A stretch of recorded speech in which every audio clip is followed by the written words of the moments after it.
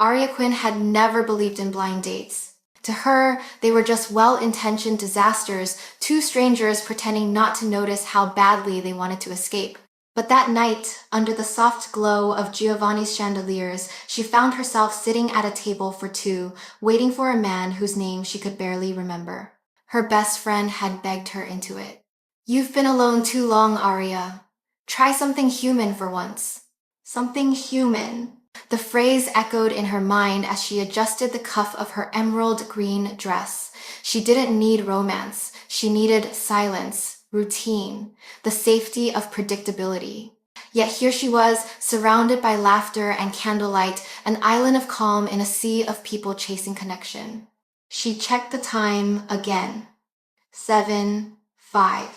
Her date was late? Perfect. She reached for her phone, considering the polite exit text that would release her from this social experiment when the atmosphere around her shifted. It was subtle at first, a ripple through the air, a sudden hush in the room's rhythm. The maitre d' straightened, waiters slowed, and conversations dimmed, as if the entire restaurant had taken a collective breath. Then he walked in. Adrian Voss didn't simply enter a room. He claimed it. Tall, composed, dressed in charcoal gray, he moved with quiet authority, the kind that made people instinctively step aside. His presence carried weight, not arrogance, but certainty. Like a man who had never once been denied what he wanted. Arya noticed him immediately. Everyone did. But when his gaze swept across the room and landed on her, it felt like being seen for the first time in years, deeply, sharply, without pretense. Her pulse betrayed her. He walked toward her table. No way. She blinked, certain there was some mistake. Yet he stopped directly in front of her. "Miss Quinn?" His voice was low and smooth, like aged whiskey poured over ice.com, but commanding. "Yes," she answered before she could think, the word leaving her lips automatically. He smiled faint, deliberate.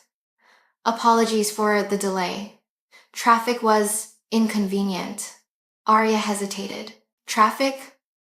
Delay? He must be. Her thoughts stumbled over themselves as he pulled out the chair opposite her and sat down with effortless grace.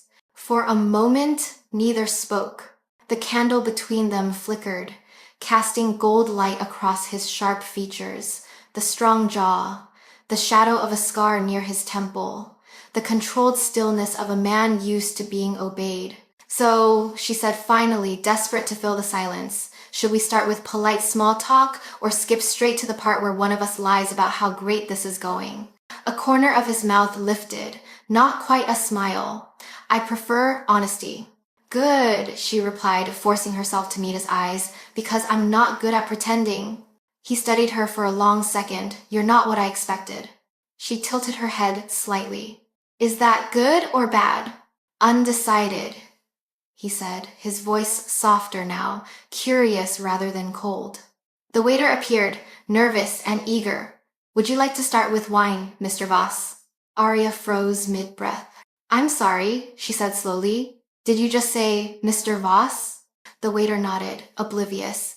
"Yes, Miss Quinn made the reservation for—" "I didn't," Arya interrupted, her brow furrowing. "I think there's been a mix-up." Adrian's dark eyes sharpened, his expression unreadable. "A mix-up?" She gave a small, embarrassed laugh. "I was supposed to meet someone named Nathaniel Brooks. You're clearly not him." Silence stretched between them.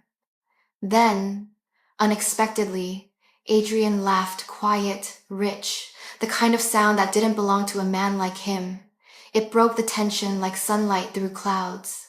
"Well," he said, lifting his glass, "then this is easily the most pleasant mistake I've made all week." Despite herself, Arya smiled. "You're not even gonna leave?"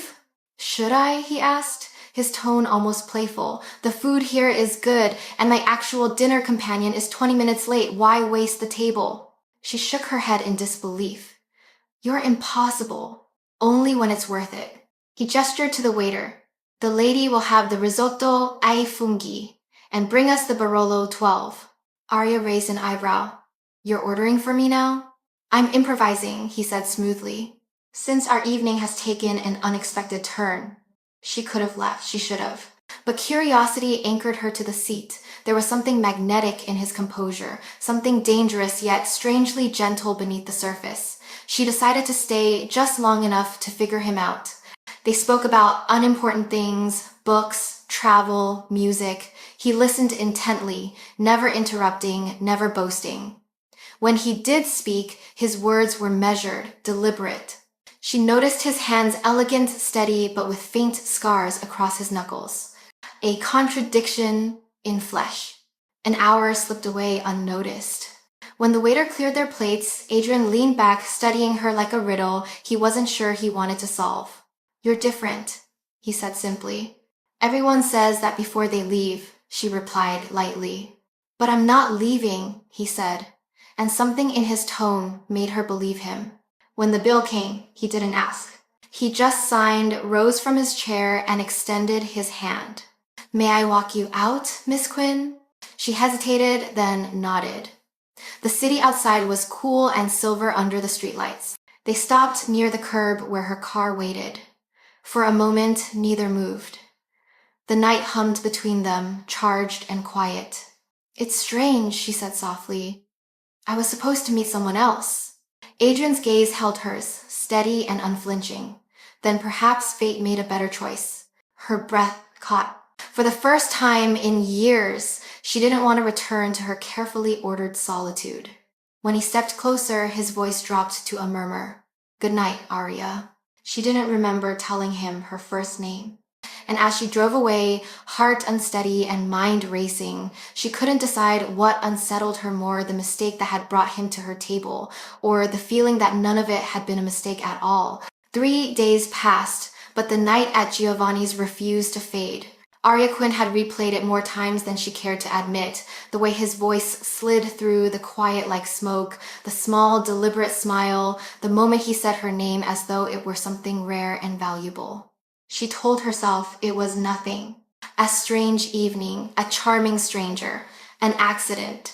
But her heart, traitorous and restless, had other ideas. Every time her phone buzzed, she expected his name to appear, though she had no reason to. They hadn't exchanged numbers.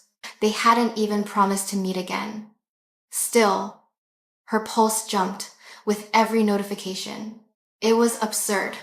On the 4th morning, she found a delivery waiting outside her apartment door. A single orchid in a pale ceramic pot, the color a deep, impossible shade of violet. There was no note, no card, no signature, only the flower.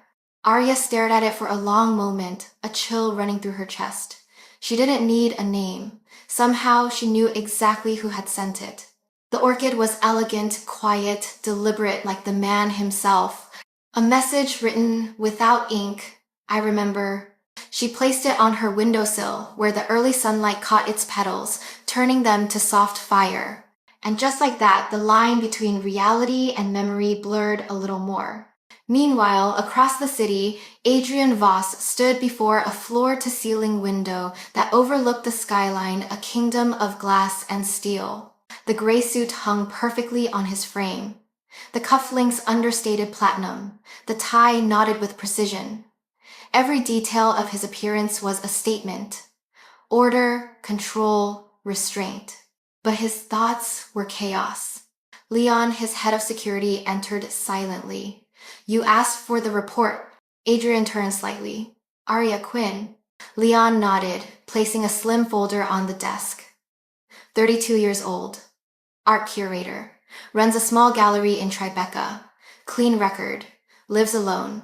No immediate family nearby.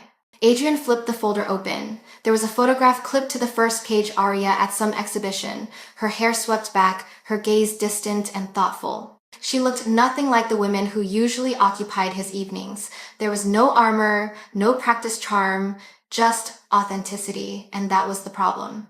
"Does she know?" Leon asked. "No," Adrian replied, his tone unreadable. "And she won't." As these. He closed the folder, but his fingers lingered on it for a fraction longer than they should have. Leon hesitated. "Sir," with respect, mixing personal curiosity with... "Curiosity," Adrian interrupted, is the first step of any negotiation, Leon. But even as he said it, he knew it was a lie. This wasn't about business. Something about her calm, her quiet defiance had unsettled the precision of his world. She'd looked at him, not the legend, not the rumors, but him, as if he were just a man who had shown up at the wrong table. And maybe, in some twisted way, he had. That evening, Arya stayed late at the gallery. The final visitors drifted out, leaving only the echo of footsteps on marble. She loved this hour, the calm after the noise, when art reclaimed its silence.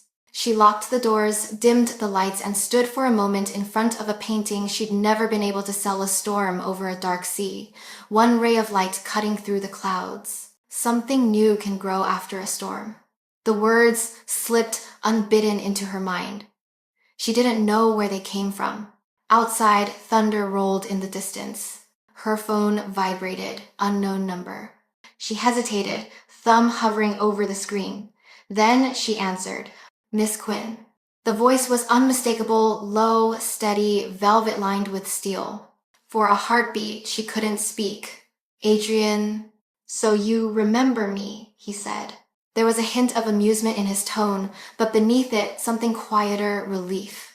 "I tend to remember strange evenings that start with mistaken identity," she replied. "I was hoping you might," he said. "Did the orchid arrive?" Her gaze drifted to the window, where the flower stood like a quiet sentinel. "It did. It's beautiful. I'm glad." A pause, soft but heavy. "Do you know what it means?" She smiled faintly. "I assume you're gonna tell me." It grows only after the storm," he said. "It's fragile but resilient. I thought you might appreciate that." Her heart stuttered. "Why send it to me?" Another pause. "Then, because you stayed." Arya leaned against her desk, her pulse quickening. "Stayed? You could have walked away that night," he said quietly. "But you didn't." The words landed somewhere deep inside her, where logic couldn't reach. She swallowed. "You don't strike me as a man who believes in coincidences." Is work is what?" "I don't," he said simply. "I believe in patterns and in people who disrupt them." Outside, rain began to fall against the glass, soft and rhythmic. For a moment, neither spoke. "Are you always this cryptic?" she asked finally. "Only when I'm interested," he said. Silence again. Then she exhaled, steadying herself. "Adrian, what do you want from me?" His answer came slowly, like a confession he hadn't meant to make. "Dinner, tomorrow, the same table, a day." She almost laughed, but the sound caught in her throat. "Is this another mistake?" He smiled through the phone. She could hear it. "I certainly hope so." The line clicked off. Arya stood there, staring at her reflection in the darkened window, the city lights flickering behind her, the orchid glowing softly beside the glass. Her life had been neat, measured, predictable. Now a storm was coming, and for the first time in years, she didn't want to hide from it. Giovanni's had never felt so loud. Every sound, the soft clatter of silverware, the low hum of conversation, the muted laughter seemed amplified against the pulse that thrummed in Arya's chest. She had told herself she wouldn't go. She'd spent half the night convincing her reflection that dinner with Adrian Voss was a bad idea. And yet, here she was, standing in front of the same polished mahogany doors, wearing the same green dress she had sworn she'd never wear again. When she stepped inside, the maitre d' recognized her immediately. "Miss Quinn," he greeted, voice laced with a hint of something new. Respect, or perhaps curiosity. "Mr. Voss is already here. Your usual table. Your usual table." The phrase struck her as absurdly intimate, considering she'd only shared one accidental dinner with the man. But as she turned toward the far corner of the room, her breath caught. He was waiting. Adrian sat at the same table, posture perfect, the soft candlelight catching on the silver at his temples. He wasn't reading a menu. He was simply sitting there, composed, as though he'd known she would come all along. When their eyes met, something in his expression shifted, barely perceptible, but enough to make her pulse stumble. He rose as she approached. "Arya." Her name, spoken in that low, deliberate voice, sounded like something sacred. Adrian, she said, trying and failing to keep her tone steady. He gestured toward the chair opposite him. I took the liberty of ordering the Barolo again. I remember you liked it. She sat, pretending not to notice how her heart leapt at the word remember. I didn't realize we had a usual wine now, she teased. His lips curved faintly. We all cling to small rituals. They make the unpredictable tolerable. The waiter appeared with the bottle, pouring with trembling precision. Arya watched the deep red swirl into her glass. So what are we tonight, Adrian? Another mistake? A pattern? Perhaps both, he said. I find the two often coexist. They talk about art, music, the way the city changed after midnight, about trivial things that felt anything but trivial in his presence. Adrian listened the way most people didn't, fully, attentively, as though her every word mattered. And yet, there was always a distance in him, an invisible line he never allowed her to cross. When he did speak, his words carried weight. Even the smallest observation felt deliberate, chosen. He was a man who measured everything: time, tone, trust. At one point, she asked, "What do you do, really?" He paused. Business. The answer was too simple, too neat. What kind of business? The kind that requires discretion. Her instincts told her not to press further. Still, something about the way he said it sent a quiet shiver down her spine. He studied her reaction and smiled, the faintest trace of amusement. Does that make you uncomfortable? No, she said honestly. Just curious. He leaned forward slightly, elbows resting on the table, his gaze steady. Curiosity can be dangerous, Arya. So can silence, she countered. For a brief moment, his expression softened. Fair point. Is almost. The evening unfolded like a slow symphony, measured, graceful, threaded with an undercurrent neither dared to name. When dessert arrived, she realized she hadn't thought about work, deadlines, or her quiet apartment once. He unsettled her sense of balance, and she hated how much she liked it. Outside, rain began to fall, the soft kind that blurred city lights into watercolor streaks. Adrian glanced toward the window, then back at her. May I drive you home? She hesitated. That's not necessary. I wasn't asking, he said, though his tone carried no threat, only quiet insistence. Something in his eyes, protection, not control, made her nod. All right. The car that waited outside wasn't a car so much as a statement. Black, sleek, silent. The driver, a broad man with calm eyes, opened the door for her. Leon, Adrian introduced simply. Arya offered a polite nod. Nice to meet you. Leon only inclined his head and closed the door behind them. Inside, the world was muted, only the whisper of tires on wet pavement and the faint scent of Adrian's cologne. Sandalwood and something darker, something unplaceable. For a while, neither spoke. The silence between them felt charged, alive. Finally, she said, You seem like a man who plans everything. I prefer to anticipate rather than plan, he replied. Plans can fail. Anticipation leaves room for adjustment. I now formed that mez. And tonight, was this planned or anticipated? He looked at her then, really looked, his eyes searching hers with disarming intensity. Anticipated. She turned away, heart racing, pretending to watch the rain streak the window. You make that sound like a strategy. Everything is a strategy, he said softly. Even honesty. Her breath caught. And what are you being right now? For a moment, he didn't answer. Then, honest. And so, the city lights reflected in his eyes as he spoke, twin sparks in the darkness. I enjoyed seeing you again, Arya, more than I should have. The words landed somewhere between confession and warning. When the car stopped in front of her building, Leon stepped out to open the door, but Adrian reached forward, touching her wrist lightly. His fingers were warm, steady. Next Thursday, he said, his voice a whisper that felt like a promise. Same table. She could have said no. She should have, but something stronger than reason made her nod. Good night, Adrian. Good night, Arya.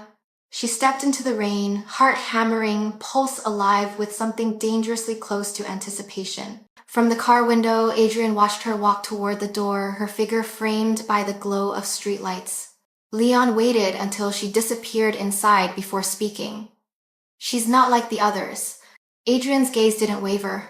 That's exactly why she's dangerous. The car pulled away, its reflection dissolving into the wet streets. Upstairs, Arya stood by her window, watching the city blur through rain and glass, the violet orchid glowing softly behind her. And for the first time in years, she realized her life was no longer silent. It was humming low, electric, alive. The week passed like a fever dream. Every minute of Arya's orderly life seemed touched by something new, a quiet pulse beneath the surface, a whisper she couldn't name. At the gallery, colors looked sharper. The music she played while working sounded deeper. Even the silence of her apartment no longer felt empty. It felt like waiting. Thursday came, as it inevitably would, and she went. Giovanni's was softer, that night the crowd quieter, the candlelight dimmer, the air charged with something unseen. When Arya entered, the maitre d' didn't even ask for her name. He just nodded toward the far corner. Adrian Voss was already there. Of course he was. He stood when he saw her, his expression unreadable, but his eyes, those impossible, steady eyes, softened. Arya. Adrian, she returned, her lips curving slightly. You always come early. I dislike waiting, he said, pulling out her chair. But for you, I'd make an exception. His tone was calm, but the faintest warmth colored it a private kind of honesty he rarely allowed himself. They talked. They laughed even. The conversation flowed more easily, now less guarded, more human. But beneath the charm, there was always that undercurrent, a sense that Adrian was measuring something invisible, as if his mind was half here, half somewhere far away. At one point, Arya caught him glancing toward the entrance, his gaze flicking past a table of businessmen, then to the reflection in the window behind her. It was subtle, so subtle that anyone else would have missed it. Do you always watch the room like that? She asked quietly. He looked back at her, caught but unashamed. Force of habit. Old habit or current one? His smile was faint, but there was no humor in it. Current. She wanted to ask what that meant, what he was watching for, but something in his tone told her not to. The waiter arrived with the wine. Adrian nodded his thanks, but his eyes didn't leave hers. Tell me about your work, he said, smoothly redirecting. She hesitated, then smiled. You mean the part where I convince people that emotion can be framed and sold? Art isn't about selling emotion, he countered. It's about preserving it. You sound like someone who's lost a lot of it, she said gently. His gaze flickered, the faintest shadow passing across his face. Perhaps I have. And for a heartbeat, she saw something raw behind his composure, grief, maybe, or guilt. Then it was gone, sealed away as quickly as it had appeared. When dinner ended, Adrian insisted on walking her out again. The night air was cool and soft, scented faintly with rain. The city hummed around them, alive but distant, like a song they were both pretending not to hear. As they stepped outside, a man in a dark coat brushed past them too closely. Arya barely noticed, but Adrian's entire posture shifted, subtle but sharp. His hand hovered near her arm, protective.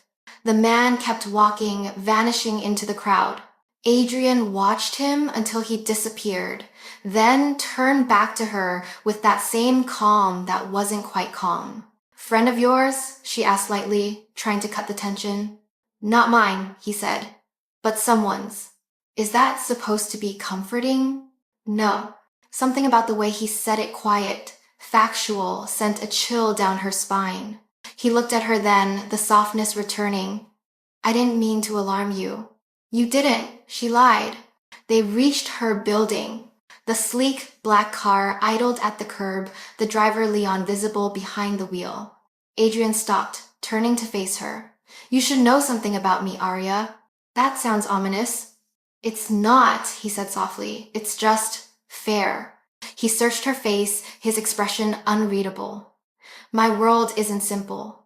There are rules, expectations, loyalties. Sometimes the lines blur between what's right and what's necessary. She tilted her head, studying him. And where do you stand on that line? He smiled faintly. Exactly where I have to. For a long moment they stood there, caught between words unsaid and things both already knew but refused to name. Then he stepped closer, close enough that she could smell his cologne, the mix of smoke and cedar and something colder underneath. I'm not a good man, Arya, he said quietly, but I keep my word. The words settled like gravity. Heavy, honest, unmistakable. She looked up at him, her pulse unsteady. And what word is that? That you have a choice, he said. Always. He stepped back, breaking the spell. Good night. Good night, Adrian. She watched the car pull away, its taillights disappearing into the rain-slicked streets. For a long time she stood under the awning, the city whispering around her, trying to steady the tremor in her chest.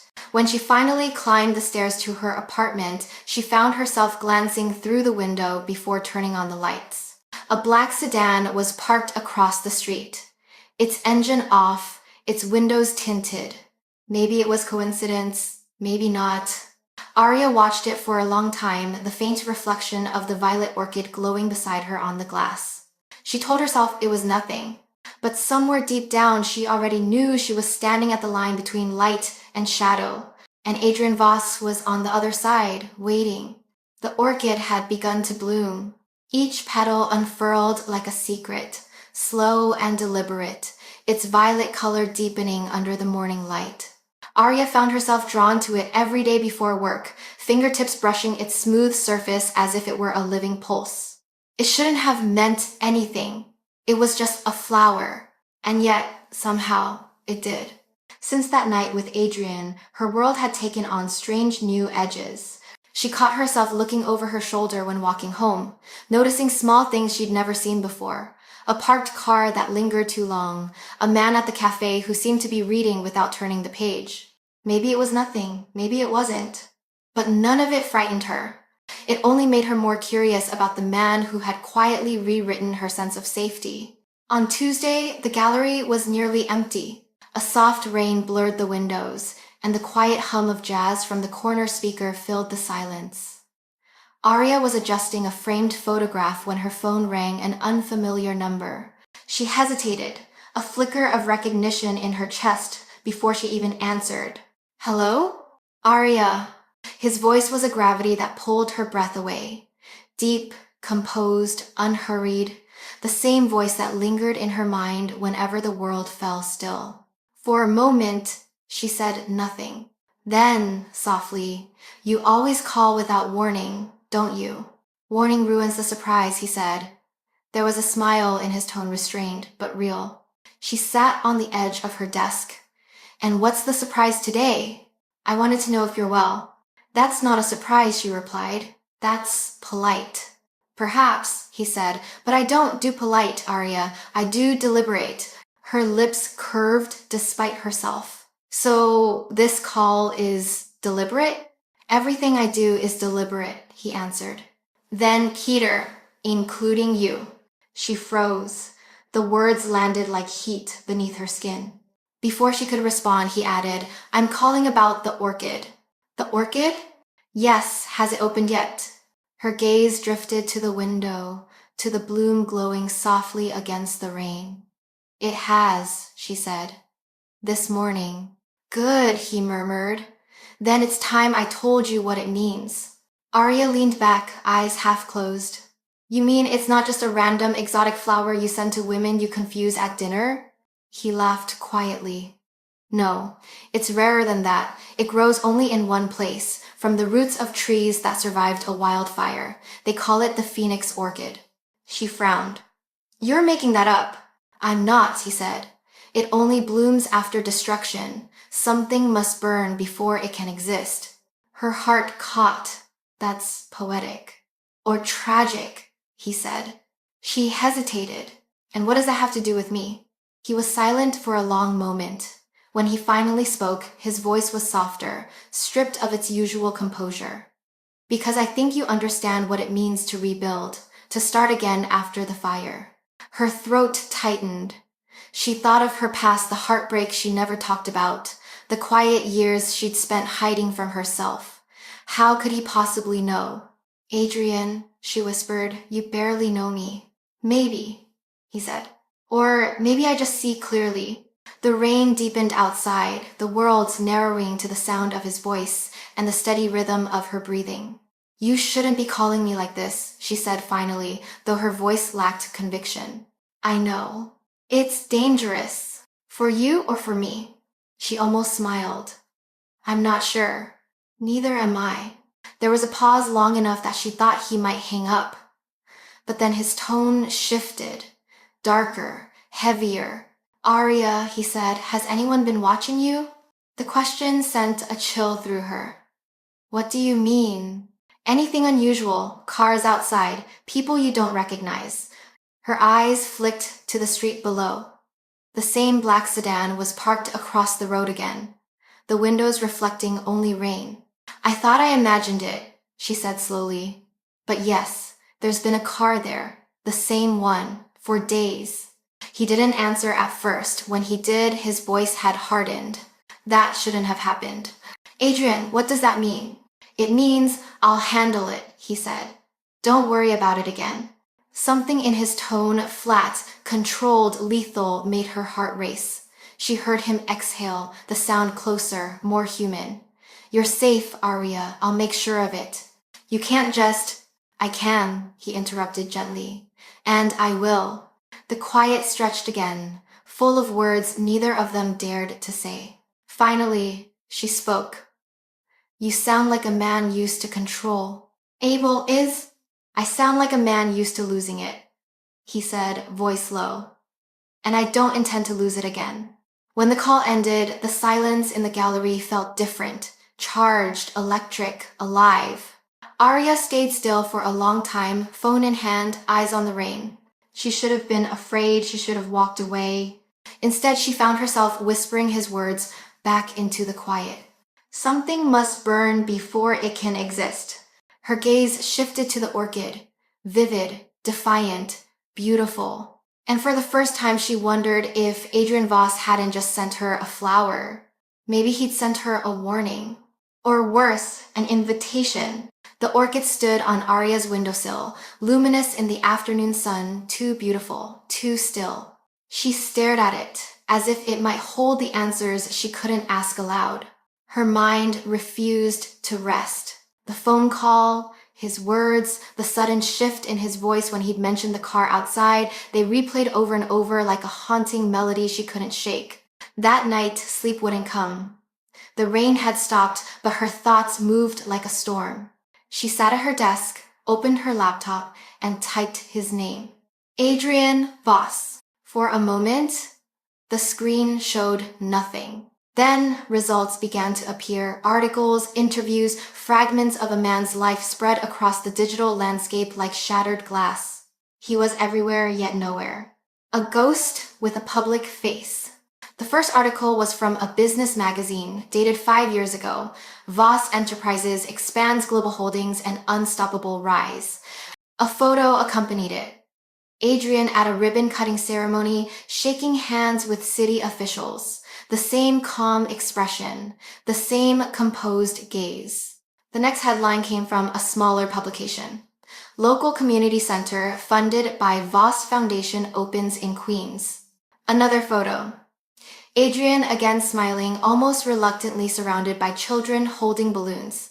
She blinked. He builds community centers? That didn't fit the man she'd met, or maybe it did. Beneath the surface perfection of his public image, she sensed something else, something quieter. Scrolling further, she found a comment section beneath one of the articles, the kind that thrives on rumor and resentment. Voss isn't clean. He owns half the docks. You think that's charity money? No charges, but everyone knows he runs the undercurrent in this city. You don't cross Voss, you disappear. Her stomach tightened. She leaned back, eyes fixed on the screen. Half of her wanted to close the laptop, the other half couldn't look away. She typed again, Adrian Voss, wife. For a few seconds, nothing. Then the headline appeared. Isabella Voss, philanthropist and patron of the arts, dies after long illness. The photo made her breath catch. Adrian stood beside a radiant woman with warm eyes and an effortless smile, her hand looped through his arm. They looked elegant, complete, the kind of couple that made the world stop for a moment just to admire them. The article was brief, understated. It spoke of her generosity, her passion for art, her love of beauty. No scandal, no gossip, just loss. Arya stared at the date. 5 years ago. A detail caught her eye, a quote buried at the end. She believed in finding beauty in order, in the simple act of making something good where there was none before. A.V. Her chest tightened. He hadn't spoken her name in any of the interviews she'd read, but this small sentence was his voice. And now she understood. The charity work, the community centers, the facade of control, it wasn't just business. It was atonement. Adrian Voss was not a man chasing power. He was a man trying to control the wreckage of his past. The next morning, she went to the gallery early. The air smelled of paint and varnish, familiar, grounding. Yet she couldn't focus. Every time she tried to lose herself in her work, she saw that photo, Adrian and Isabella. The warmth in his eyes, the echo of what once was. By noon, she was ready to scream at herself. Curiosity had become obsession. Her phone buzzed, a message. Unknown number. You shouldn't search for things you're not ready to see. Her blood ran cold. Before she could type a response, another message arrived. Meet me tonight. Giovanni's. Awesome PM. No name. None was needed. At 7:58, she walked into Giovanni's. The same candlelit calm, the same unspoken tension. Adrian was already there, dressed in charcoal again, a glass of red wine untouched before him. He looked up when she approached, and for the first time, he didn't smile. You looked me up, he said. Not an accusation, just a truth. Yes, she admitted, I did. And what did you find? She met his gaze, a businessman, a philanthropist, a widower. The word hung between them. The faintest flicker of pain crossed his face, gone almost before she could see it. He exhaled slowly. So you found Isabella. I found the person you used to be, she said softly. His jaw tightened. Then you found a ghost. Maybe, she whispered. But ghosts only exist when something important refuses to die. He leaned back, studying her with that same unnerving stillness. You shouldn't have searched. I had to, she said. You don't let people close. You never say what you mean. You hide behind calm and power and control. Control keeps people alive, he said quietly. It also keeps them alone. Her words struck him like a blade. For a moment, the mask cracked, and she saw it, raw and unguarded. The grief, the guilt, the loneliness. She believed in beauty, he said at last, voice low, almost to himself. In order, in light, I believed in her. And when she left, he trailed off, fingers tightening around the stem of his glass. What remained wasn't enough. Silence wrapped around them. I'm sorry, Arya said.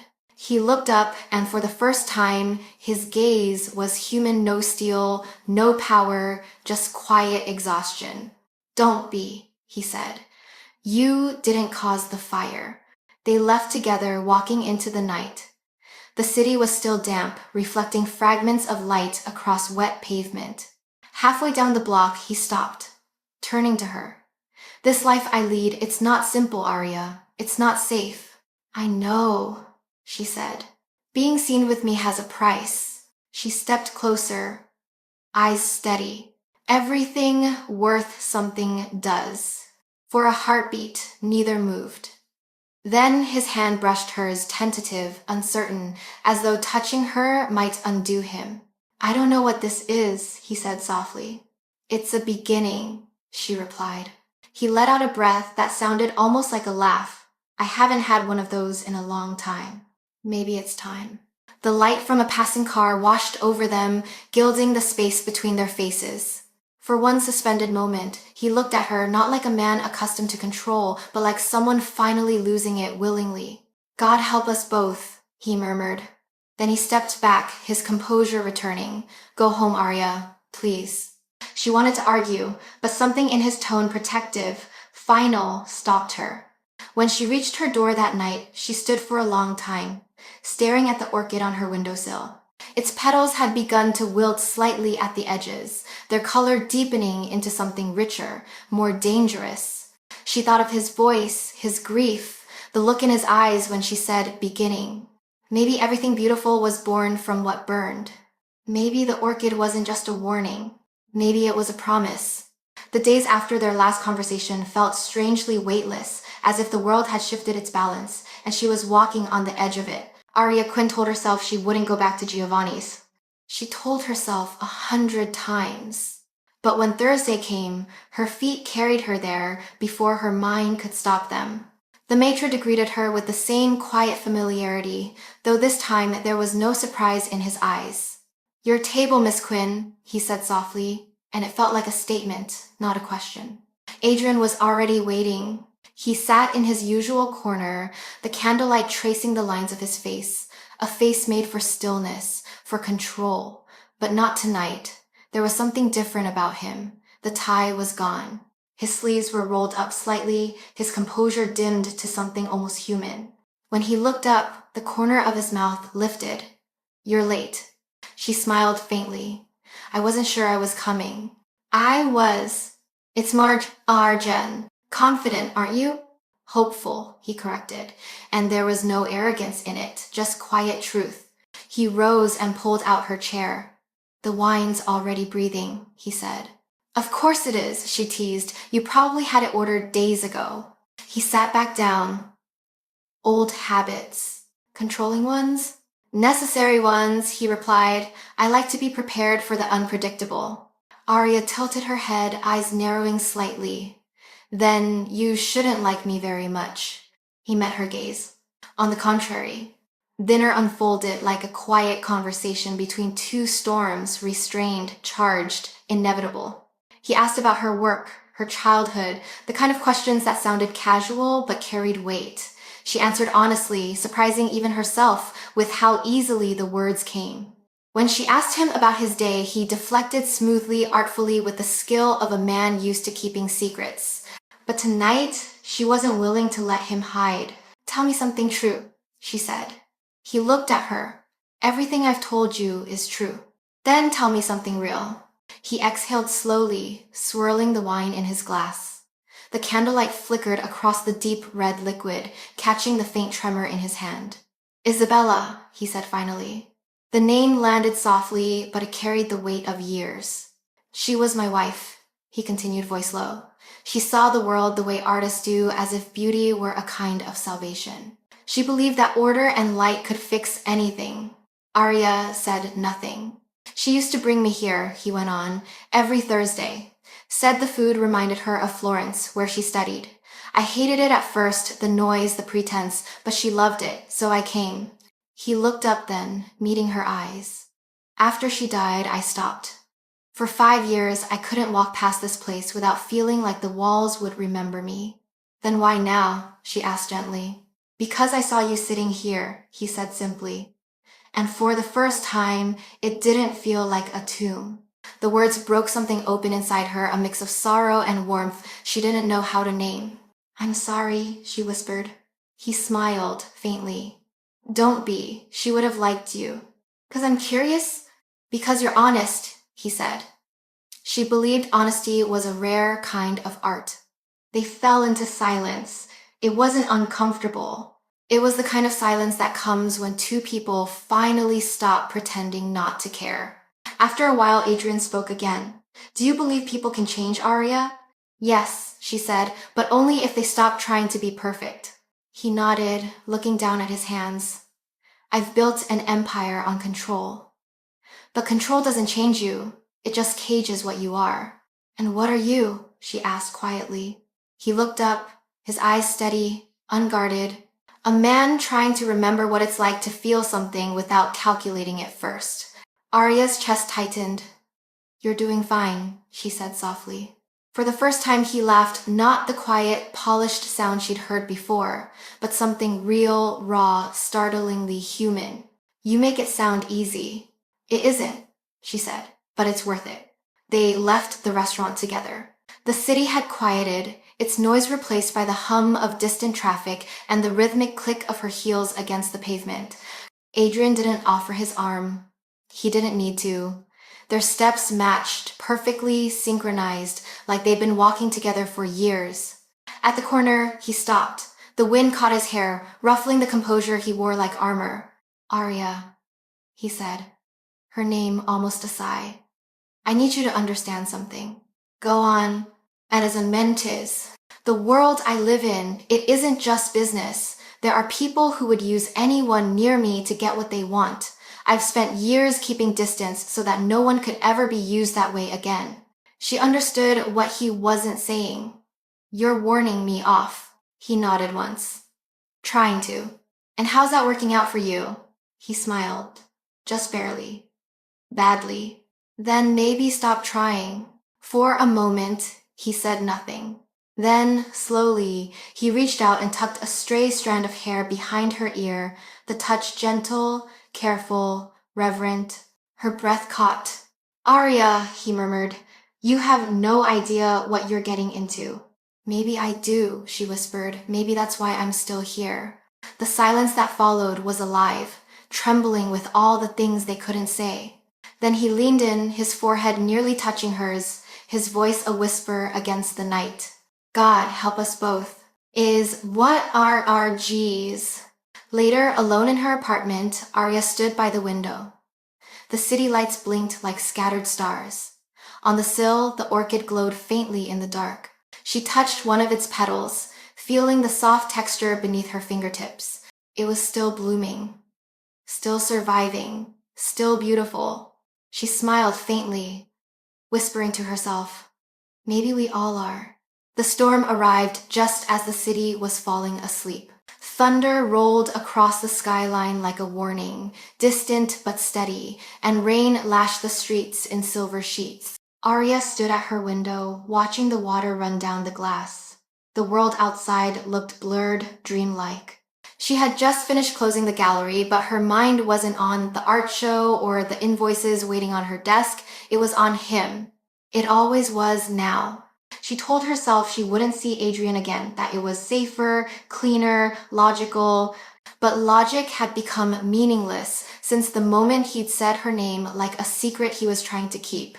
Her phone buzzed once. Unknown number. Her heart skipped. Are you home? She hesitated before replying. Yes. A second later. Look outside. Arya frowned, pulling back the curtain. Through the downpour, she saw the sleek black sedan idling across the street, headlights off. The passenger door opened, and he stepped out. No umbrella, no hesitation. Just Adrian Voss, walking through the rain like it was an inconvenience he'd already conquered. By the time she opened her door, he was there, rain slicking his hair, his gray suit darkened to almost black. You'll catch pneumonia, she said, though her voice barely rose above a whisper. He smiled faintly. You didn't answer my calls. She crossed her arms. I was thinking. About me? About whether this is a good idea. He stepped closer, water dripping from his collar. And what did you decide? I haven't, she said. I'm still deciding. Then let me help. Before she could reply, he reached past her and closed the door behind them. The soft click of the latch sounded final. The apartment was dim, lit only by the glow from the city outside. For a moment, neither spoke. The air between them was heavy, not with tension, but inevitability. You shouldn't be here, she said finally. I know. Then why are you? Because I couldn't stop thinking about you. Her breath caught. You always sound so sure of yourself. He shook his head. Not tonight. He took a step closer. She didn't move. The rain outside filled the silence, steady and rhythmic, like a second heartbeat. When he reached her, he lifted a hand but stopped short of touching her face. If you tell me to go, I will, he said quietly. Arya looked up at him, the man who terrified half the city, who could silence a room with a glance, and all she saw was someone trying, desperately, not to break. "Don't go," she whispered. That was all it took. His hand found her cheek, fingers tracing the line of her jaw as if memorizing it. The touch was cautious, reverent. For a moment, the world outside ceased to exist. He leaned closer, his breath warm against her skin. "Tell me to stop," he said. She didn't. Their lips met slow, searching, unhurried. It wasn't a kiss of conquest. It was a confession. Years of control unraveling in silence. She felt the rain-soaked fabric of his suit against her hands, the steady rhythm of his heart under her palms. He deepened the kiss, but only slightly enough to let her know he could lose himself, and that terrified him more than anything. When they finally broke apart, her pulse was wild, her voice barely a breath. "You always do this?" "What?" "Turn storms into reasons." He smiled faintly, resting his forehead against hers. "Only when the storm feels like home." Minutes passed, maybe hours. Neither of them could tell. He wandered through her apartment, his presence filling the space effortlessly. He paused by the window, looking at the orchid glowing faintly in the dark. "You kept it alive," he said. "I try," she replied softly. "It reminds me that some things grow after destruction." "It's let's friend a did." He turned to her, his expression unreadable but tender. "You listened."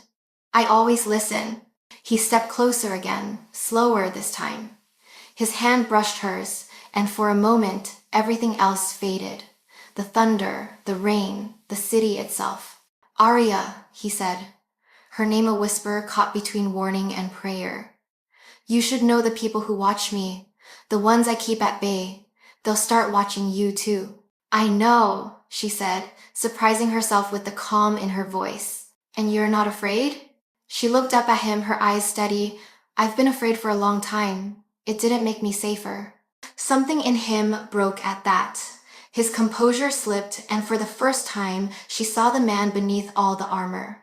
Not the businessman, not the myth, just a man who wanted and feared and felt too much. He touched her cheek again, slower now. "Then God help us both," he murmured. "You already said that once," she whispered. He smiled against her skin. "It's still true." When he left hours later, the rain had stopped. The city gleamed under the sheen of water and moonlight. Arya stood at the window long after his car disappeared, her reflection layered over the sleeping skyline. The orchid was still there, the petals open wide, glistening with a single drop of condensation. She traced one delicate bloom with her fingertip. "I kept it alive," she whispered. "Now I have to keep myself alive." On 10. But deep down, she knew something fundamental had changed.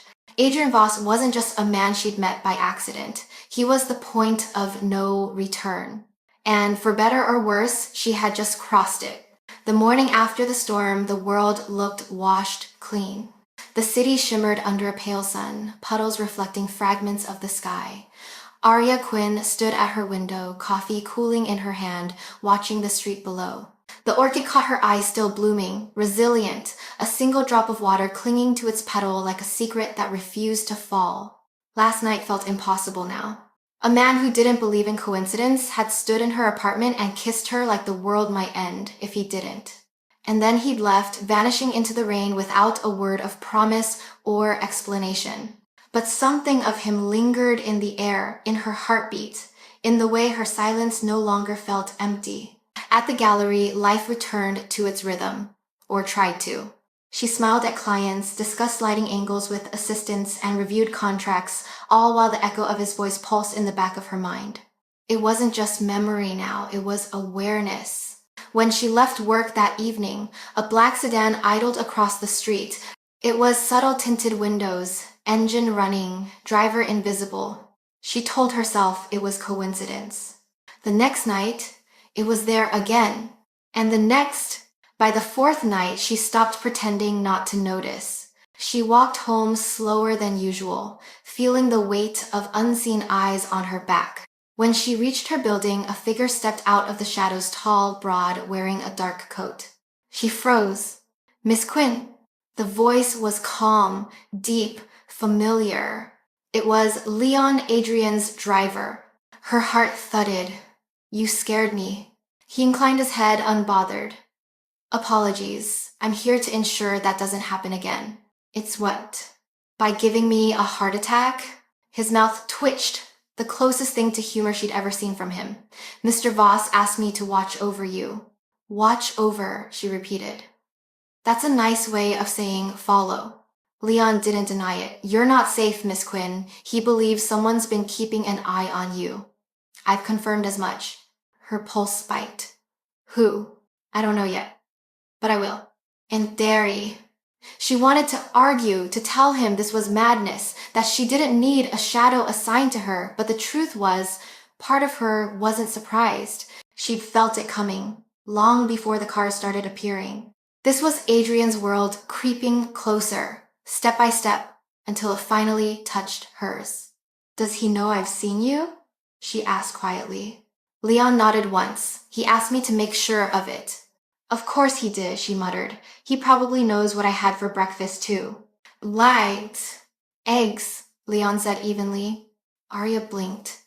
"You're joking." He didn't answer. That night, her phone rang again. His voice, steady and low, filled the dark. "Leon's there?" "Yes," she said. "He's parked outside like a ghost who doesn't blink." "He's good at that." "Adrian, I don't need—" "You do," he interrupted gently. "Damien Cross doesn't give warnings for free." The name landed heavy. "Who is he?" "A man who doesn't like losing," Adrian said. "And lately, he's been losing too much." That. She closed her eyes. "Because of you?" "Because of what I took back," he said. "He'll try to make me regret it. He'll look for leverage. Your leverage, Arya." The words chilled her, not because of their meaning, but because of how calmly he said them. "I told you," he continued, "my world isn't safe. You're part of it now, whether I want you to be or not." "I didn't ask to be." "No," he said, "but you didn't run either." Silence pressed between them. Outside, she could see the faint outline of Leon's car through the curtains, a constant, patient sentinel. "Adrian," she said finally, her voice low, "how long will this last?" "Until it's over." "And what does over mean?" He hesitated. "It means he'll stop breathing, or I will." Her breath caught. "You can't just—" "I can," he said softly. "That's the problem."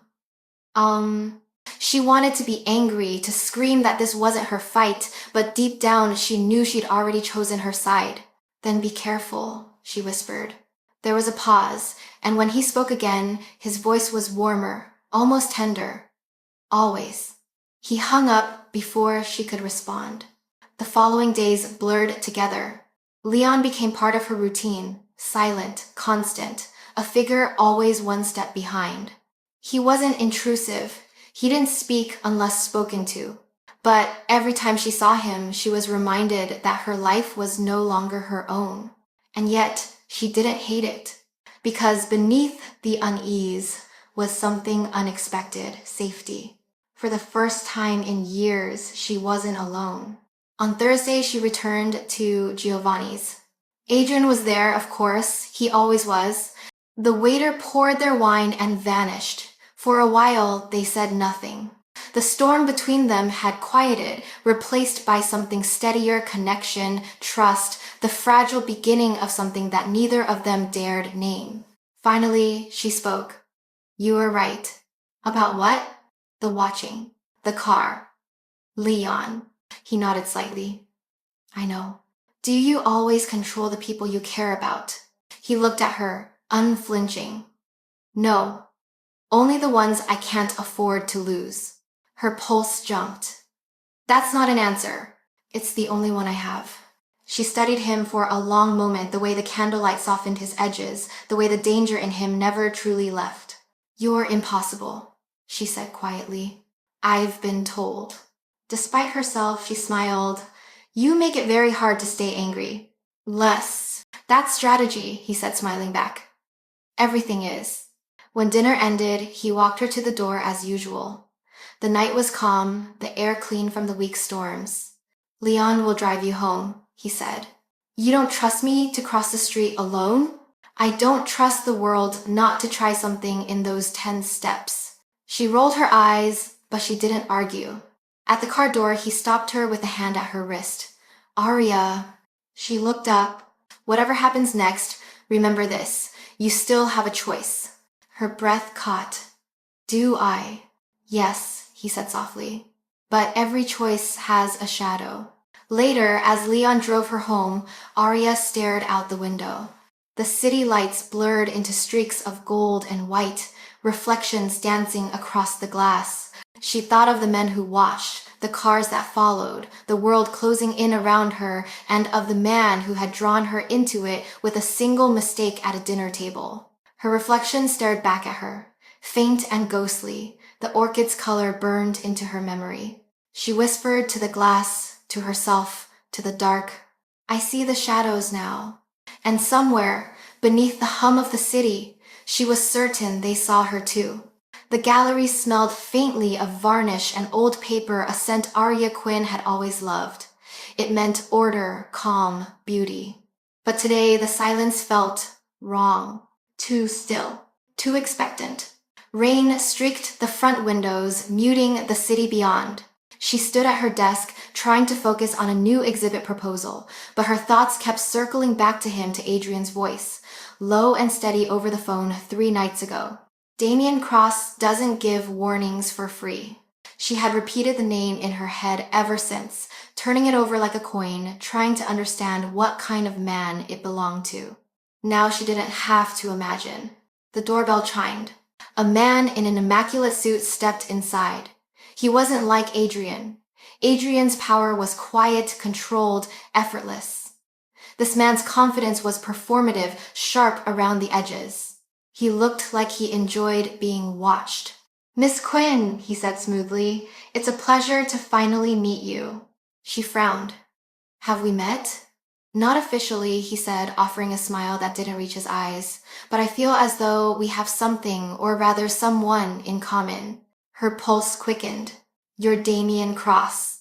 "Good," he said, glancing around the gallery as if inspecting it for value. "I always appreciate a woman who pays attention." Aria's instinct screamed at her to call Leon, but pride held her in place. "What do you want?" "Conversation," he said, stepping closer. "I'm curious about the kind of woman who's managed to catch Adrian Voss's attention. That's not an easy thing to do." "I didn't catch anyone," she said. He tilted his head. "Maybe not. But you've become inconvenient." Her jaw tightened. "Inconvenient for whom?" "For me," he said simply. "You see, Adrian and I have been doing business for a long time, or rather, we were until he decided to pretend morality was profitable." Aria's hands curled around the edge of her desk. "You should leave." He smiled, cold, predatory. "You're brave. He'll like that." "Mr. Cross." He placed a white card on the desk between them. No logo, no name, just a single phone number embossed in silver. "If you ever want to understand the kind of man you're dining with, call that number. I can show you what he really is." "I don't need your version of him," she said evenly. "Everyone thinks that," Damien said, adjusting his cufflinks, "until they see the blood." The air shifted, a small sound behind her. Footsteps. Aria turned. Leon stood in the doorway, silent, his presence immediately filling the room like a wall. "Mr. Cross," he said flatly. Damien's smile didn't falter, but his eyes flickered recognition, irritation, calculation. "Leon, still doing the heavy lifting, I see." "Leave," Leon said. "This is a public gallery," Damien replied. "Surely I'm allowed to appreciate art." Leon took one step closer. "You don't appreciate anything you can't control." Something hard passed between them, not words, but history. Damien looked back at Aria, his tone smooth again. "It was nice meeting you, Miss Quinn. I do hope our paths cross again, under friendlier circumstances." "Unlikely," she said. He smiled, amused by her defiance, then turned and walked out, the sound of his expensive shoes fading into the rain. Leon watched the door long after it closed, then turned to her. "Are you hurt?" No, she said quietly, but I think that was the point. That night, Adrian came to her apartment. He didn't knock twice, just once, firmly. When she opened the door, the storm outside followed him in. Leon called me, he said. Then, I know he came to your work. I know he spoke to you. He wanted to scare me, she said. It worked. Adrian's expression was unreadable, but his jaw was tight, controlled fury radiating off him like heat. What did he say? That you used to work together, that you're pretending to be something you're not. He gave a humorless laugh. That's rich coming from him. It's no smained a with bead I soft. Adrian, she said softly, what does he want? To remind me that I have weaknesses, he said. And now he thinks you're one of them. Arya's chest tightened. Am I? He looked at her then. Truly looked the kind of look that saw straight through the lies. You shouldn't be. But I am, she whispered. The silence stretched between them, heavy and electric. He took a step closer, lowering his voice. I told you this would happen. I didn't ask you to protect me, she said. I asked you to be honest with me. I'm trying, he said. Then tell me the truth. He hesitated. Then, in a voice barely above a whisper, the truth is that I've done things, Arya, things that made men like Damien rich and men like Leon loyal. I've tried to build something cleaner, something better, but the past doesn't vanish just because you want it to. She studied him, the man who could command fear with silence, standing here, tired, angry, and utterly human. What are you gonna do? She asked. End it, he said. How? Decisively. There was something in his tone, calm, lethal, absolute. Adrian, she said, reaching for him, don't do anything reckless because of me. He caught her hand, his grip warm, steady. Everything I do from now on is because of you. Her breath caught. It's not a burden, he interrupted gently. It's a decision. He drew her close then, his voice low against her ear. You'll leave the city tomorrow. Leon will take you north. It's safe there. I'm not running. This isn't running, he said. It's surviving. She shook her head, defiant. And what about you? He smiled faintly, that quiet, dangerous smile that always felt like a goodbye. I stopped surviving a long time ago. Then, softer. Go, Arya. Please. The way he said please like a man who had never used the word before broke her. She nodded, but only because she saw the truth in his eyes. He'd already decided. Hours later, she watched from her window as the black car drove away, Adrian inside. The orchid on the sill caught the glow of the streetlights, a fragile thing standing in defiance of the dark. Somewhere deep down, she knew what was coming. This was no longer just about survival. This was a war.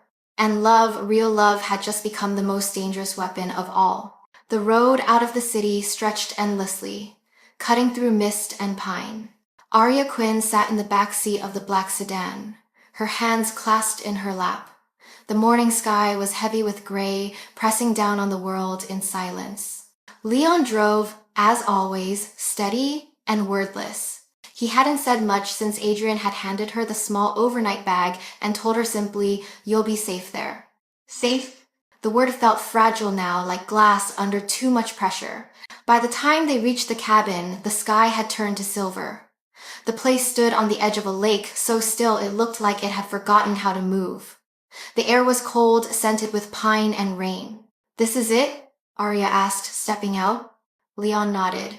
It's one of Mr. Voss's private properties. He comes here when he needs to disappear.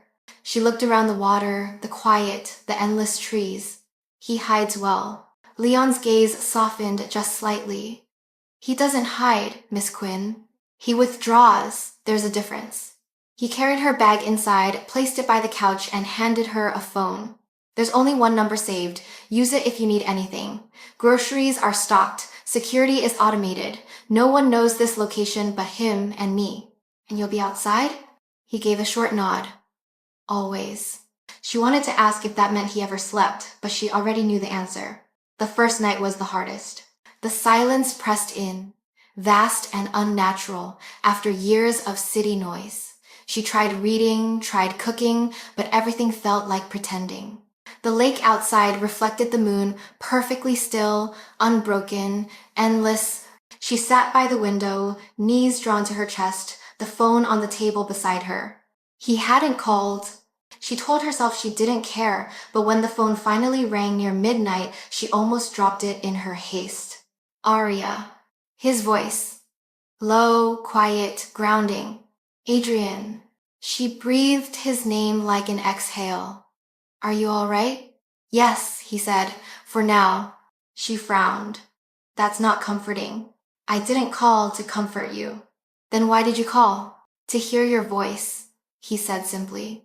The silence that followed wasn't empty. It was full, thick with everything they couldn't say. She closed her eyes. What's happening? I'm handling Damien, he said. It won't touch you. I don't care about me, she whispered. I care about you. Is nuts? For a moment, nothing. Then softly, you shouldn't. I can't help it. She heard him exhale, the sound raw, weary. I know. The days blurred together. She spent her mornings walking by the lake, her afternoons sketching in a small notebook she'd found in a drawer. The air was crisp, the world too quiet. Every evening, Leon would appear at the porch to bring her news. He's fine. He's in meetings. He said to tell you the lake is peaceful. And every night, the phone would ring. They didn't talk about danger anymore.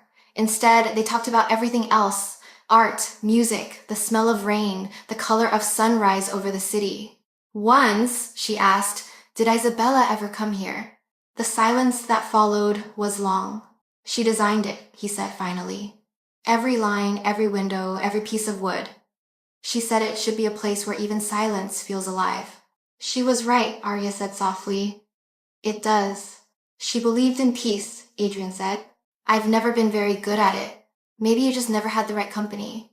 He didn't answer, but she could hear the faint shift in his breathing, the sound of something breaking and rebuilding at once. On the 5th day, she woke to find him there. No phone call, no warning. Just Adrian Voss standing on her porch, his gray coat damp from the rain, eyes darker than the lake behind him. She opened the door, heart racing. You shouldn't be here. I know, he said, stepping inside. Leon knows, he said. He's giving us privacy. Why? Because I needed to see you. The air between them was different now, no longer a storm, but a quiet gravity that pulled them together. He looked around the cabin, his gaze landing on the sketchbook open on the table. You draw. Not well. It's honest, he said, flipping through the pages. Honesty is rare. She smiled faintly. So I've heard. He closed the book and looked at her. How have you been? Restless, she said. And you? Alive, he replied. Barely. Something in his tone made her chest ache. Adrian, she said, stepping closer. You can't keep carrying the world like it owes you something. He gave a quiet laugh. It owes me nothing, but it owes her justice. Isabella? He nodded once. She believed in people. Damien took that belief and turned it into leverage. When she got sick, he used it, pushed her, pushed me. By the time I realized what he'd done, it was too late. Arya reached out, touching his arm gently. You can't fix the past. I can prevent it from repeating, he said. By becoming the thing you hate? He looked at her, really looked, and for a moment she saw all of it. The power, the pain, the relentless weight he carried. You make it sound simple, he said quietly. It isn't, but it's possible. He exhaled, eyes softening. You shouldn't have to understand me. Maybe I want to. Her words hung between them. The room seemed to shrink, filled with the sound of rain and the slow rhythm of their breathing. Then, without hesitation, he stepped closer, his hand finding the back of her neck, his thumb brushing her jaw. Tell me to stop, he whispered. She didn't. The kiss wasn't rushed. It was deliberate, inevitable. His control, always so precise, dissolved entirely. When he pulled back, his forehead rested against hers. "You make me forget," he murmured. "Good," she whispered. "Maybe it's time you did." That night, they sat by the fire. He told her stories about Florence, about the first gallery Isabella had ever opened, about the difference between art that sells and art that saves. Arya listened, head resting against his shoulder, the firelight flickering over his face. For the first time since she'd met him, he looked peaceful. Outside, the rain had stopped. The lake was still. Leon waited quietly in the car, eyes scanning the tree line, while inside the cabin, two broken people finally let themselves breathe. Arya traced the faint scar on Adrian's hand, her voice soft. "You said you don't believe in second chances." "I lied," he said. She smiled. "Then let's start there." The storm came back without warning. Not in the sky over the lake remained deceptively clear, but in the air, in the way the silence shifted.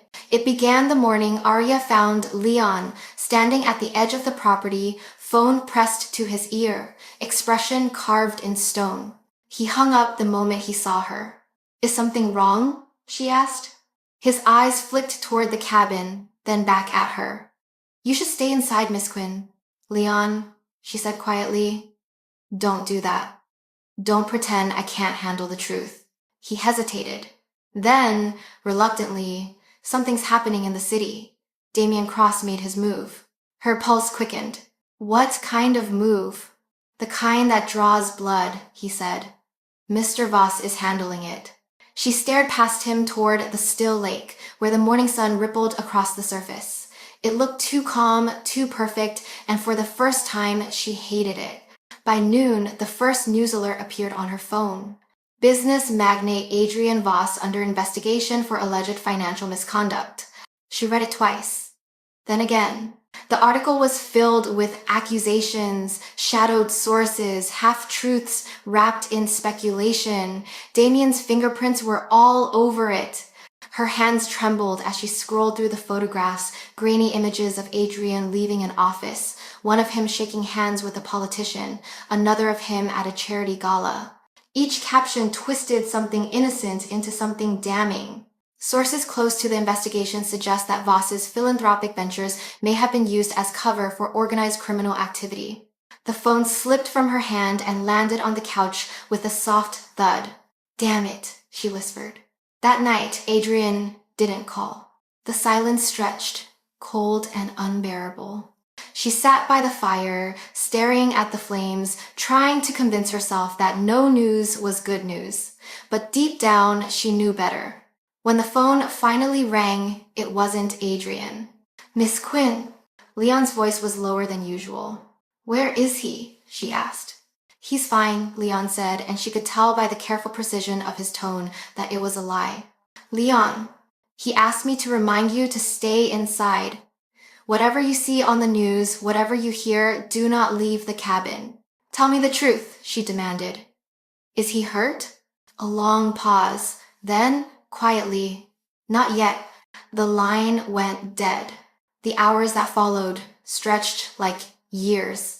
Outside, clouds began to roll in, dark and heavy. The stillness of the lake broke, ripples spreading across the surface as the first drops of rain fell. Arya stood by the window, her reflection ghostly against the glass. "Don't do this alone," she whispered, as if he could somehow hear her. The rain thickened. Thunder cracked. And then headlights appeared through the trees. Her heart lurched. She ran to the door just as a car pulled up, tires crunching on wet gravel. Leon stepped out first, soaked from the downpour. Behind him, the passenger door opened.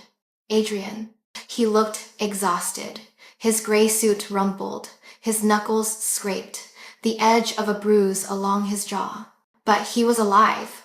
Arya rushed toward him. "Adrian." He caught her before she could speak, his hands firm on her shoulders. "Are you all right?" "I'm fine," she said, breathless. "What happened?" "Nothing you need to worry about." "Don't do that," she said sharply. "Don't lie to me." His eyes met hers, dark and steady, but softer now. Damien pushed harder than I expected. He's feeding the media, the banks, the courts, anyone who'll listen. He wants me cornered. And are you? Not yet. Her chest ached. You can't keep fighting everyone, Adrian. You'll destroy yourself.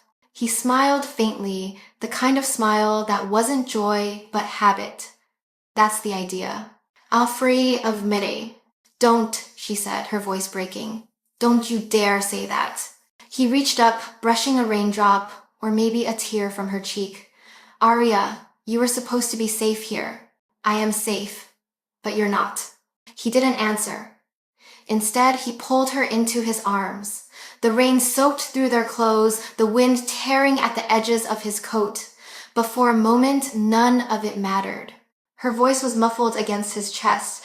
You can't keep me locked away while you bleed for both of us. You. He exhaled, his breath warm against her hair. I told you once my world doesn't allow happy endings.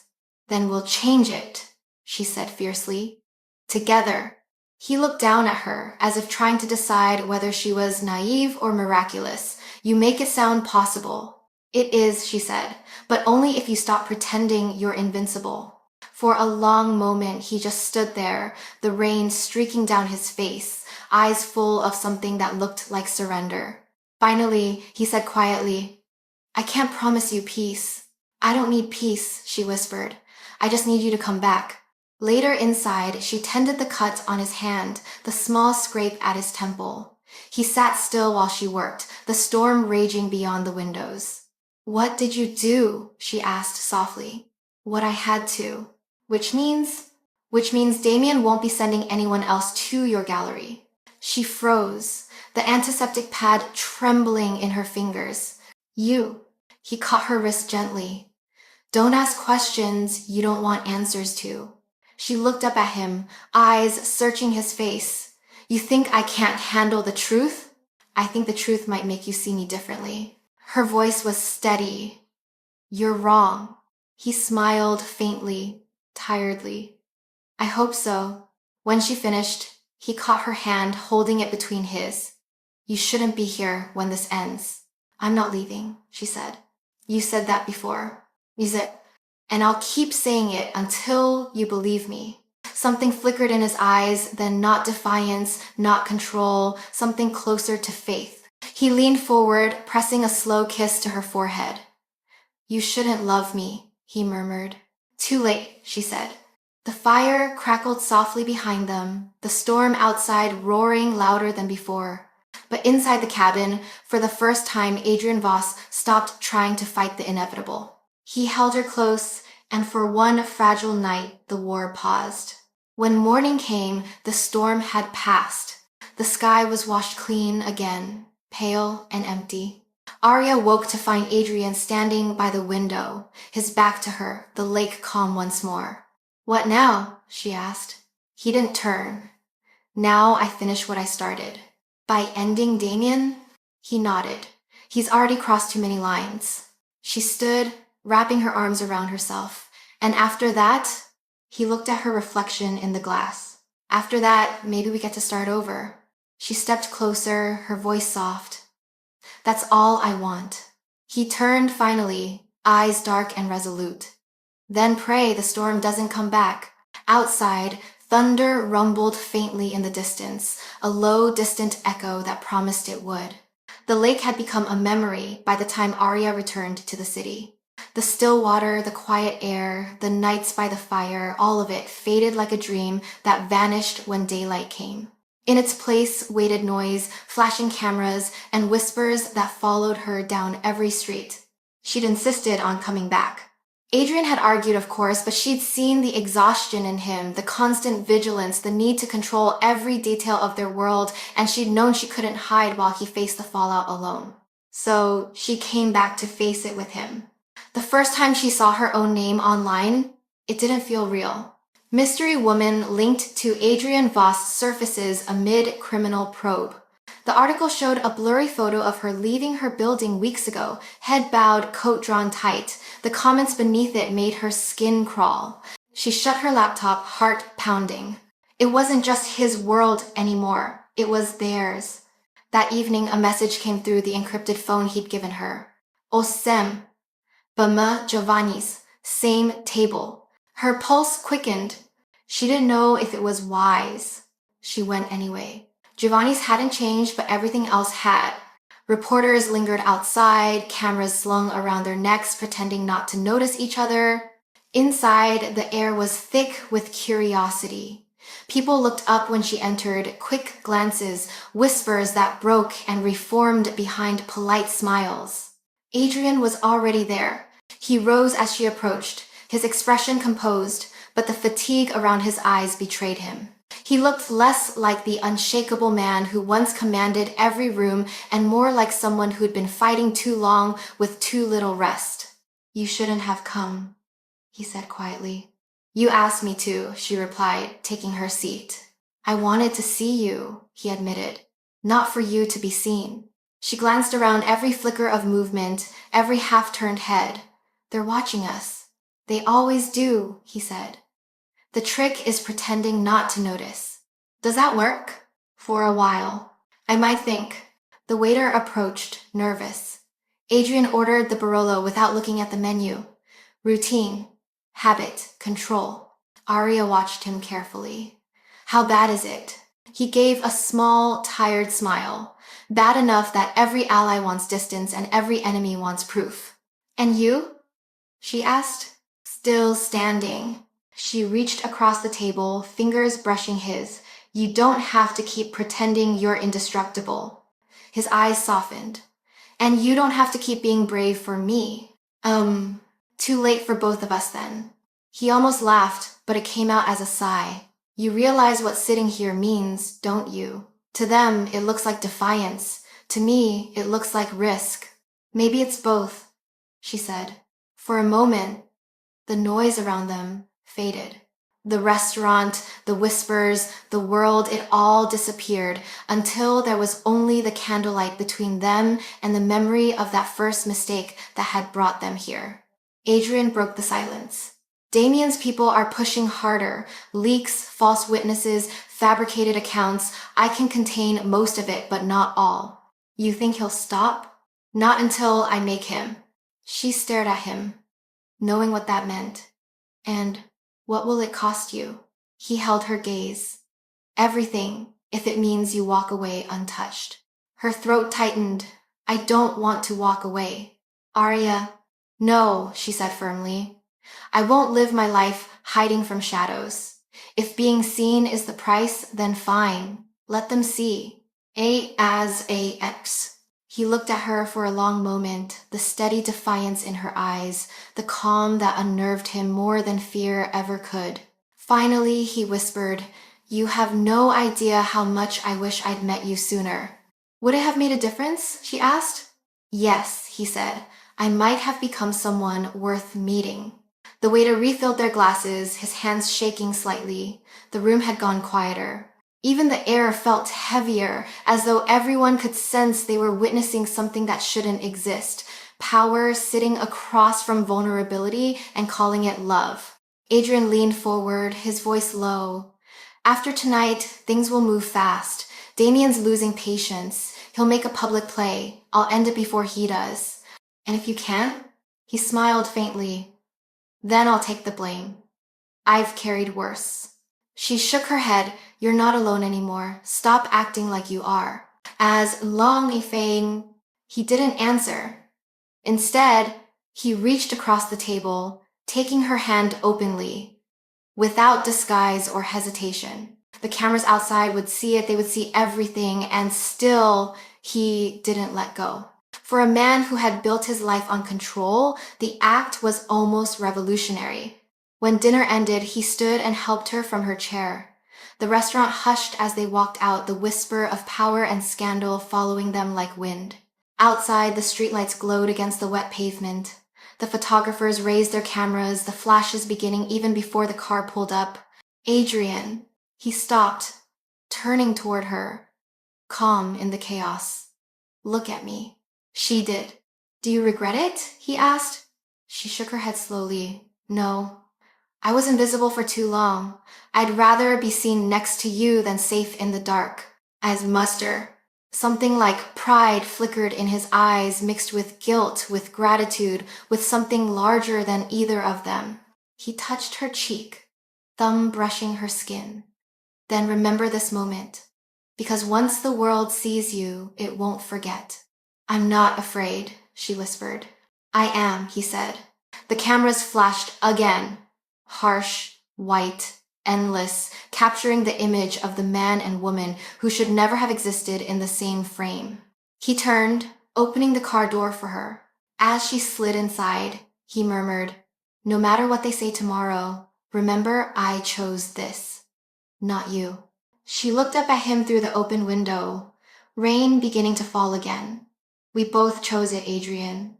He closed the door softly, the sound swallowed by thunder. Hours later, as she watched the city lights blur through the car window, Arya realized that the price of being seen wasn't fear, it was permanence. There was no going back now. Every flash of the camera, every whispered headline had written their names together in a story too public to erase. And somewhere out there, Damien Cross was watching, waiting for the right moment to strike again. But for the first time, she didn't care. Because love, like power, demanded visibility. And tonight, she and Adrian Voss had finally stopped hiding. The city had turned against him. For days, headlines screamed his name in bold accusation. Every network, every paper, every screen lit with the same narrative. Adrian Voss, the fall of a king. The government froze his accounts. His board resigned. His allies vanished. But Adrian didn't run.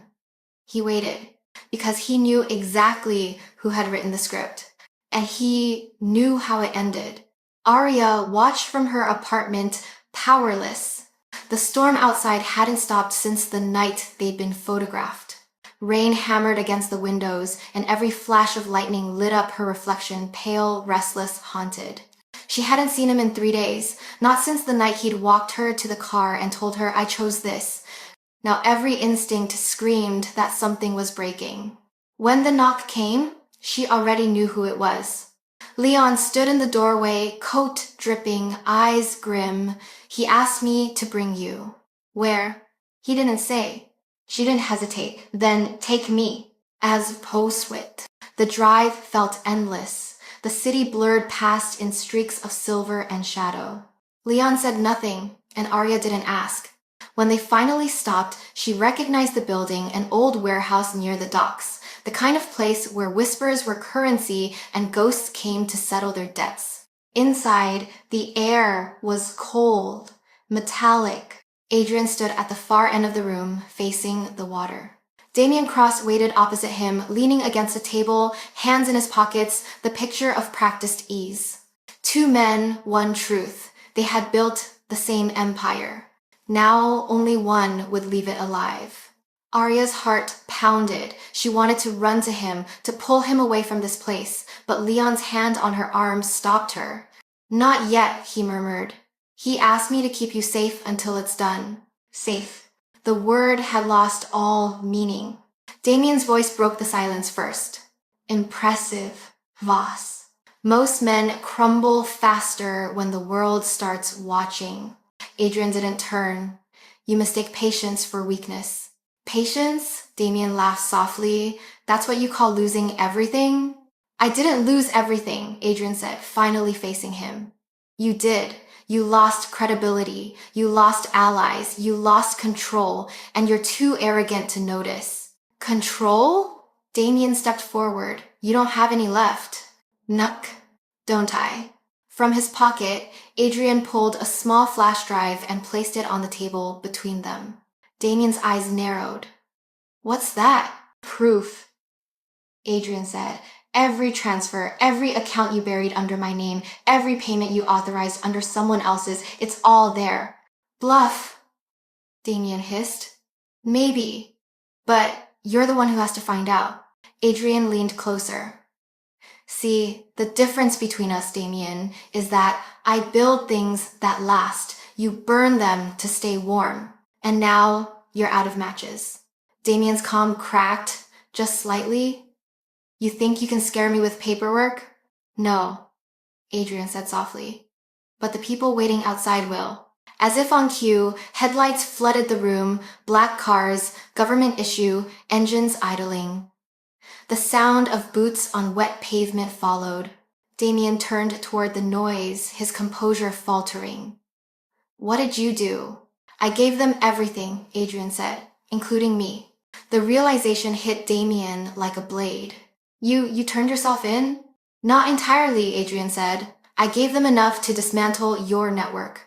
I walk away stripped. You don't walk away at all. Damien lunged, but Leon was faster. The gun appeared only long enough to remind everyone it existed. Don't, Leon warned. Damien froze, chest heaving. You think this absolves you, Voss? You'll always be what we are. Adrian met his gaze evenly. No, I'll always be what you couldn't accountable. The door burst open. Agents flooded in, shouting commands. Damien raised his hands, snarling. You'll regret this. Adrian's voice was steady. No, Damien, you will.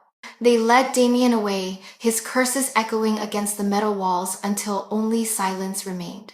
When it was over, Arya ran to him. He looked older, the weight of years settling across his shoulders. Adrian, she breathed, gripping his arm.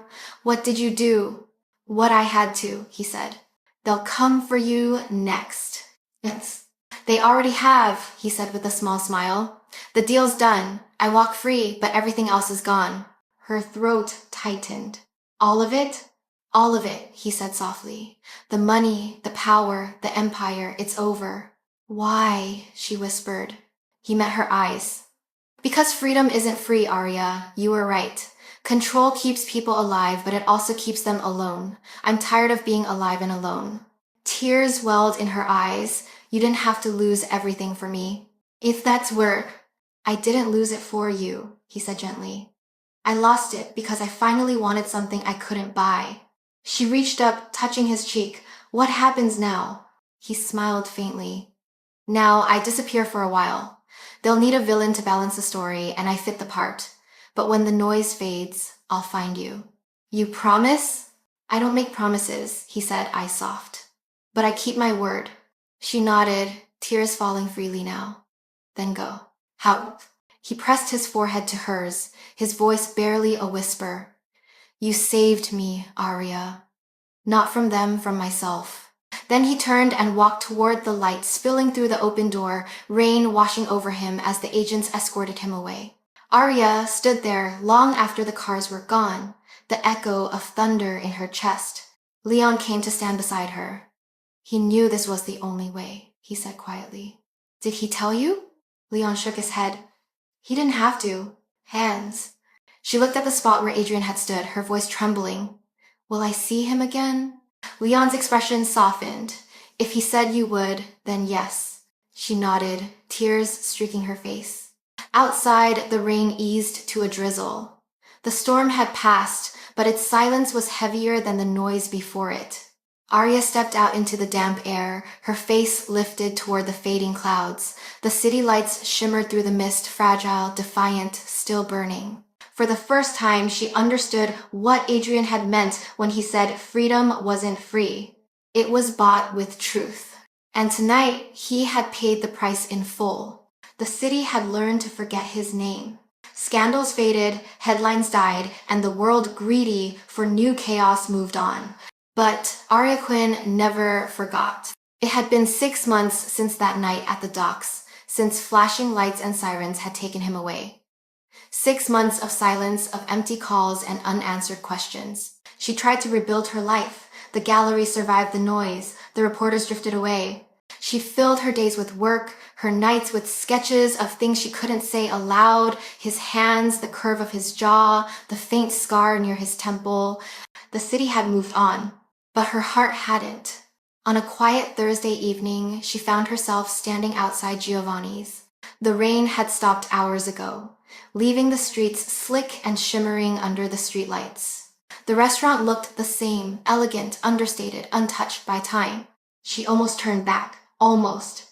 But then she remembered the first time, the mistaken table, the man in the gray suit, the way her life had changed because of one wrong name. She smiled faintly and walked in. Good evening, Miss Quinn, the maitre d' said, as if he'd been expecting her all along. Your table? She blinked. My table? He nodded, that familiar professional calm in his eyes. Of course. I'm mar of it world this. I'm saying. He led her to the far corner, their corner. The same candle, the same soft light, the same sense that the world outside could not intrude here. She sat down, hands clasped around the folded napkin, heart beating far too fast. Maybe she was foolish for coming back. Maybe she was chasing ghosts. Then she heard the voice. You're late. Her breath caught. He was standing beside the table, exactly as he had the first night composed, calm, wearing that same impossible gray suit. But something was different. The edge was gone. The quiet danger that once clung to him like a shadow had softened into something human. She rose slowly. You shouldn't be here. He smiled. You said that the first time. And you said, I didn't care, he finished. Still true. Tears stung her eyes before she could stop them. I thought. I know, he said gently, stepping closer. I let you. You disappeared. I had to, he said. The world needed to bury the man I was before it could forget him. And now, she asked? Now, he said, I'm just a man who wants dinner with the only person who ever saw me clearly. Saturday. No cameras. No whispers. No fear. Just them and the soft sound of plates, laughter, and clinking glasses around them. For a long time, they didn't speak. They didn't need to. Finally, Arya said quietly, Do you regret it? Which part? Any of it. And he looked at her for a moment, then shook his head. Every choice that broke me led me here. To this table. To you. She smiled through her tears. You always know what to say. No, he said, I just finally learned to tell the truth. The waiter brought their wine, the same Barolo, aged, deep. Adrian poured for both of them. His movements were slower now, less deliberate, as if he'd finally stopped calculating everything. To new mistakes, he said, raising his glass. She laughed softly. You think this is a mistake? He met her eyes. If it is, it's the kind worth making. They drank. The candlelight flickered between them, warm and steady. Outside, the rain began again. Not a storm this time, just a soft, rhythmic drizzle against the windows. When the meal ended, he reached across the table, taking her hand. I'm not who I was, he said quietly. I don't have an empire, or money, or men waiting in cars outside. I can't offer you safety. She squeezed his hand gently. Good. Safety was never what I wanted. He smiled, not the practiced kind, but the real one that reached his eyes. Then what do you want, Arya Quinn? You, she said simply. The man who walked through the rain without an umbrella. The one who showed up to the wrong table and changed everything. He laughed quietly, the sound warm and unguarded. You always make it sound so simple. It is, she said. For once, it is. As a dice. They stayed until the restaurant emptied, until the candles burned low and the world outside turned quiet again. When they finally rose to leave, Adrian paused, glancing back at the table, their table. He smiled faintly. Seems it was reserved for us, after all. She slipped her arm through his. It always was. They stepped outside into the soft rain. The city hummed around them, alive, forgiving, reborn. And for the first time in too long, Adrian Voss didn't look over his shoulder. He looked forward. The black sedan was gone. The watchers were gone. The world no longer cared about their story. And that, Arya thought, was the truest kind of freedom. She looked up at him, rain catching in her hair, and whispered, Do you still believe in fate? He smiled, eyes soft. No, but I believe in you. She leaned into him, resting her head against his shoulder as they walked down the empty street, two ghosts who had finally found their way back to the living. Behind them, Giovanni's lights dimmed, the last candle flickering out. But inside, on the far corner table, 2 glasses of unfinished wine remained, one half full, one half empty, waiting for whoever came next to understand that some stories, even the dangerous ones, are worth being seen. The end.